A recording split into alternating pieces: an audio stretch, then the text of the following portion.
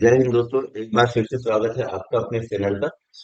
आज की इस वीडियो में हम बात करने वाले हैं कि हम लोगों ने क्या एनालिसिस किया था, उसको एक बार हम क्विक देख लेते हैं। क्योंकि अभी बज रहे हैं लगभग 6:40 हो चुके हैं और हमको आज के लिए इस सारी चीजों का एनालिसिस करना है। कल रात में मैं वीडियो नहीं डाल पाया था, इसलिए मुझे अभी ये रिकॉर्ड करना पड़ रहा है। देखिए, फटाफट हम देख लेते हैं।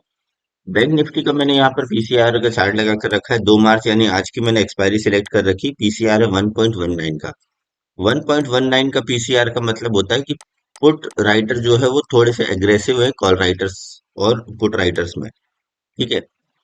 यहाँ पर आपको पुट राइटिंग जो है वो थोड़ी सी बढ़ी हुई दिखाई दे रही है और कॉल राइटर्स जो है वो थोड़े से कम हुए, थोड़ी सी शॉर्ट्स कवर हो चुके हैं कल। ठीक है, बात करते हैं कि इसके पीसीआर में और निफ्टी के पीसीआर में आपको थोड़ा सा अंतर दिखाई दे रहा है। देखिए, निफ्टी का जो पीसीआर है 0.79 है। यहाँ भी मैंने 2 मार्च यानी आज की एक्सपायरी सिलेक्ट कर रखी है। यहाँ पर आपको जो पीसीआर में दिखाई दे रहा है, ठीक है, कि कॉल राइटिंग थोड़ी सी ज्यादा हो रखी है पुट राइटर्स की अपेक्षा। ठीक है। अब इसका मतलब ये है, यदि हम पीसीआर के बेसिस पर देखें तो बैंक निफ्टी थोड़ा सा पॉजिटिव दिख रहा है और निफ्टी थोड़ा सा प्रेशर में दिख रहा है। ये सारी चीजें हम चार्ट पर भी देखेंगे। एक बार हम फटाफट देख लेते हैं कि हम लोगों ने जो डिस्कशन किया था उस पर हमारा क्या रिजल्ट रहा है।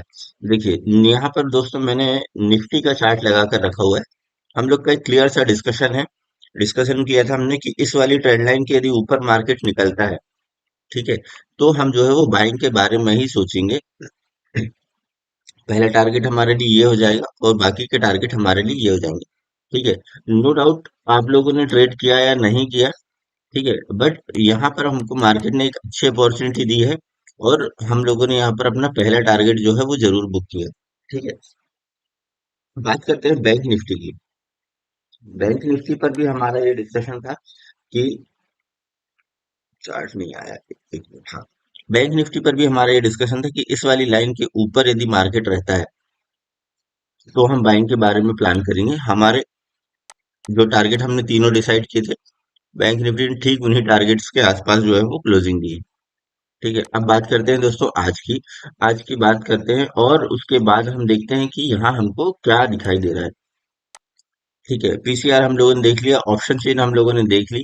ठीक है, यदि हम बात कर लेते हैं एक बार इंडाइसेस वाइज परफॉर्मेंस की और ओवरऑल इंडाइसेस में यदि हम देखें तो ओवरऑल इंडाइसेस आपको जो दिखाई दे रही है वो आपको ग्रीन इंडाइसेस आप सारी की सारी आपको दिखाई दे रही है। यदि सेक्टर वाइज इंडाइसेस की बात करूँ तो सेक्टर भी सारे के सारे पॉजिटिव है। एफआईआई डीआईआई एक्टिविटी की हम बात कर लेते हैं एक बार। मात्र 424 करोड़ की एफआईआई ने की थी सेलिंग और डीआईआई ने उसके अगेंस्ट पे 1498 यानी लगभग 1500 करोड़ रुपीस की बाइंग की थी, जिसके कारण आपको जो है मार्केट पर अच्छी पॉजिटिविटी दिखाई दे रही थी। 0.28 का एडवांस डिक्लाइन रेशियो था। बढ़ने वाले स्टॉक्स जो थे वो बहुत ज्यादा थे और गिरने वाले स्टॉक्स जो थे वो काफी कम थे, इसीलिए आपको जो मार्केट है वो आपको थोड़ा पॉजिटिव दिखाई दे रहा है। लेकिन इसका मतलब क्या हमको अब बाइंग के बारे में सोचना चाहिए, ये सारी चीजें अभी हम देख लेते हैं। ठीक है दोस्तों, आप यदि पूरा वीडियो देखते हैं ना तो आपको सारी चीजें क्लियरली समझ में आती हैं। ठीक है, बट होता क्या है कि आप लोगों को सिर्फ लेवल्स देखने हैं, चार्ट कैसे रीड करना है वो आप समझ नहीं पाते हैं। ठीक है, मैं ये चाह रहा हूँ कि आप चार्ट रीड करना भी सीखें और उसके बाद आप खुद अपने लेवल्स निकाल सकें। ठीक है, कि हमको किस तरह से कामकाज करना है, क्या करना है। ठीक है, और ये सारी चीजें हम किस तरह से करते हैं।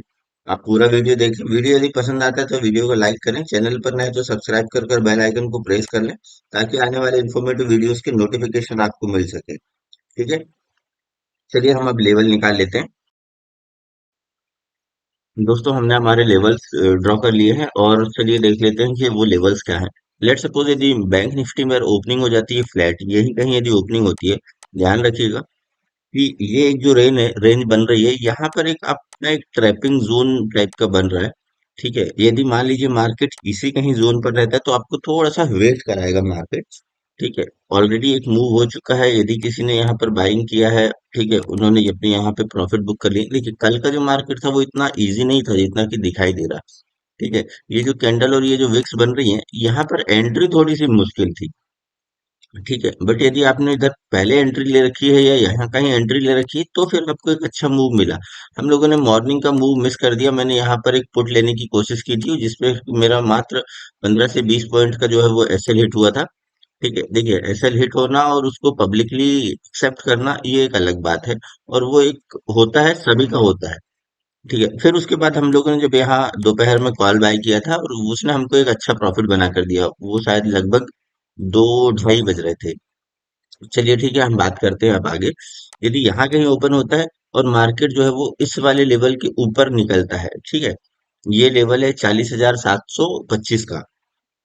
इसके ऊपर ही हमको बाय करने की कोशिश करना है, जो कि आज का हाई, जो कि पिछले दिन का हाई था। इसके ऊपर यदि मार्केट सस्टेन करता है तो हमारे लिए जो पहला टारगेट होगा वो 40,870 के आसपास का, दूसरा जो टारगेट है 40,950 के आसपास, और जो तीसरा टारगेट है 41,030 41,035 के आसपास। यदि इस वाले लेवल के ऊपर मार्केट निकलता है तो एक ये ट्रेंड लाइन आ रही है, वन डे के टाइम फ्रेम पर आप देखिएगा। मैं यहाँ पर आप लोगों के लिए लगा देता हूँ।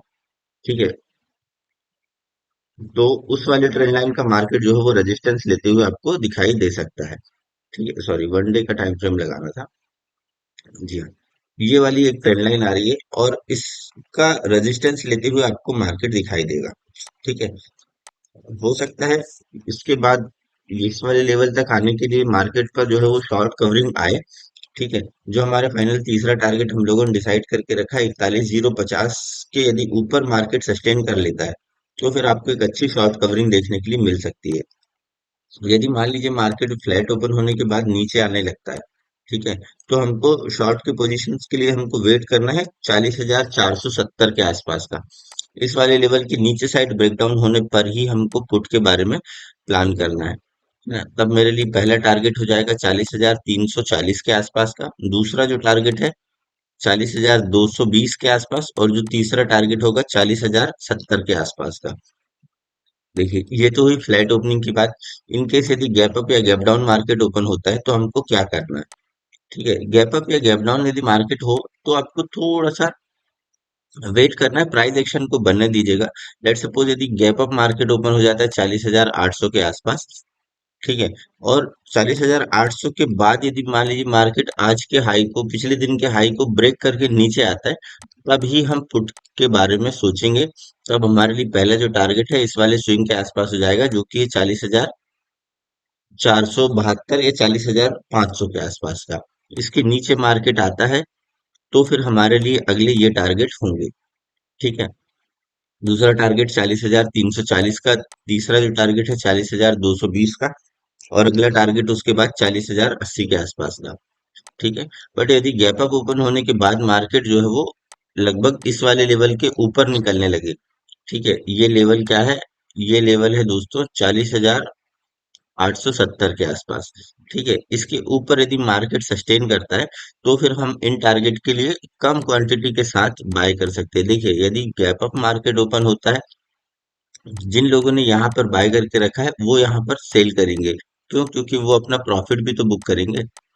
ठीक है, और उसके बाद वहां से हो सकता है कि मार्केट पर आपको थोड़ी सी एक नेगेटिव कैंडल बनती है। यदि वो नेगेटिव कैंडल के बाद मार्केट जो है वो फिर से पॉजिटिव होते हुए दिखाई देता है, यानी बायर्स एक्टिव होते हैं, तब हम यदि वहां एंट्री करते हैं तो हमारे लिए इन टारगेट्स के लिए हम बैठ सकते हैं, बट अपनी क्वांटिटी को काफी कम रखना होगा। ठीक है, यदि गैप डाउन मार्केट ओपन हो जाता है, जैसे मान लीजिए 40,500 के नीचे ही मार्केट ओपन होता है, ठीक है, तब हमको वेट करना है 40,500 के लेवल पर मार्केट क्या कर रहा है, बायर और सेलर क्या कर रहे हैं। ठीक है, यदि यहीं कहीं मार्केट ओपन होने के बाद यहाँ से मार्केट रेजिस्टेंस लेता है और 40,340 के लेवल को मार्केट नीचे साइड ब्रेक करेगा, तो हम इन टारगेट के लिए बैठेंगे। ठीक है, दोस्तों ये तो हुई बैंक निफ्टी की बात। निफ्टी को एक बार हम देख लेते हैं कि निफ्टी में हमको किस तरह से कामकाज करना है। ठीक है, ठीक है, जिस तरह का अभी मार्केट पर व्यू दिखाई दे रहा है, ठीक है, हो सकता है कि आपको फ्लैट टू माइल्ड नेगेटिव आपको ओपनिंग दिखाई दे। ठीक है, बट हमको हमारे तीनों सिनेरियोज को रेडी करके रखना होता है कि हमको किस तरह से किस सिनेरियो पर क्या काम करना होता है। पहले हमको प्लान करना होता है, देन हमारे उस प्लान के अकॉर्डिंग यदि मार्केट आता है तो हमको उस प्लान को एग्जीक्यूट करना है।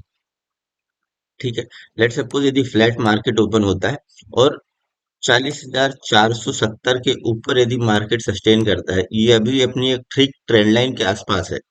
ठीक है, तो इस ट्रेंड लाइन के ऊपर यदि मार्केट जो है वो सस्टेन करता है तो हम, हमारे पहले टारगेट है 40,511, दूसरा टारगेट है 17,000, सॉरी मैंने यदि 17,000 को 40,000 बोला है, बैंक निफ्टी ही ध्यान में रहता है दोस्तों। ठीक है, दूसरा टारगेट जो है वो 17,563 का, तीसरा जो टारगेट है 17,610 का।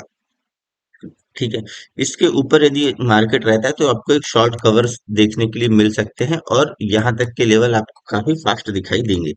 ठीक है, बट यदि इस वाली ट्रेंड लाइन के नीचे मार्केट रहता है और इस अपने पिछले स्विंग को मार्केट नीचे साइड ब्रेक डाउन देता है जो कि है 17,396 का, यानी 17,400 आप बोल सकते हैं, तो फिर हम 360, ठीक है, सेकंड टारगेट जो होगा वो हमारा 17,300 का, और जो तीसरा टारगेट होगा 17,280 के आसपास का, यहाँ के लिए हम बैठ सकते हैं। ठीक है, पुट साइड। ये तो हुई फ्लैट ओपनिंग की बात में। ये जो एक जोन बना हुआ है यहाँ पर हमको फिलहाल कोई ट्रेड प्लान नहीं करनी यदि इस वाले ट्रायंगल के अंदर मार्केट रहेगी तब। ठीक है, अब बात करते हैं यदि गैप अप या गैप डाउन मार्केट ओपन हो। मान लीजिए मार्केट जो है वो 17,500 के ऊपर ही ओपन होती है, तो आपको वेट करना है। यदि मार्केट इस वाली ट्रेंड लाइन के नीचे आ जाती तब हम सेल के लिए प्लान करेंगे। पहला टारगेट ये हो जाएगा। दूसरा जो टारगेट है, जो पिछले दिन का हमारा ये लो लगा था 360 340 के आसपास का, और तीसरा जो टारगेट है 17,300 तक का होगा। ठीक है, यदि गैप डाउन मार्केट ओपन हो, गैप डाउन यदि मार्केट ओपन होती है तो इस वाली ट्रेंड लाइन के ऊपर ही हम प्लान करें। देखिए, ये जो एक ट्रेंड लाइन है ये आपके लिए एक डिसाइड करने वाली एक ट्रेंड लाइन है। इसकी यदि मार्केट ऊपर रहेगा या इस वाले लेवल के ऊपर रहेगा तो ही हम बाय के बारे में सोचेंगे। यदि ये इसके नीचे रहेगा तो ही हम जो है वो सेल के बारे में सोचेंगे। ठीक है, और टारगेट्स हमारे जो है वो एज इट इज ही रहेंगे। बस यदि इसके आसपास कहीं मार्केट रहता है, देखिए आज है वीकली एक्सपायरी, यदि मान लीजिए मार्केट यदि किसी एक ही जगह पर भी रहता है तो भी आपके प्रीमियम डिके होंगे। ठीक है, तो जब आप ट्रेड करते हैं तो आपको करना क्या है कि हमको एक मोमेंटम कैच करना है। यदि बीइंग अ ऑप्शन बायर हमको एक मोमेंटम कैच करना है कि इस वाले लेवल को यदि मार्केट निकालेगा तो हमारे लिए ये वाला लेवल एक्टिव होगा, इसके ऊपर रहेगा तो हमारे लिए ये वाला लेवल एक्टिव होगा। हमको मोमेंटम कैच करना है। मार्केट यदि धीरे धीरे धीरे धीरे ऊपर भी जाती है तो भी आज आपके प्रीमियम जो है वो डिके होंगे। हमको एक फास्ट मोमेंटम मिल गया, हमने 40 से 50 पॉइंट कवर कर लिए, उसके बाद मार्केट की तरफ देखना है, सीखना है। ठीक है, बट ट्रेड कम से कम करना है। जब हमारे लेवल्स आएंगे, जब हमारी कंडीशंस पर मार्केट आएगा तब हम ट्रेड करेंगे। ठीक है दोस्तों, यदि वीडियो पसंद आई तो वीडियो को लाइक करें, चैनल पर नए हैं तो सब्सक्राइब कर बेल आइकन को प्रेस करें ताकि इन्फॉर्मेटिव वीडियोस के नोटिफिकेशन आपको मिल सके। मिलते हैं दोस्तों नेक्स्ट वीडियो में, तब तक के लिए जय हिंद।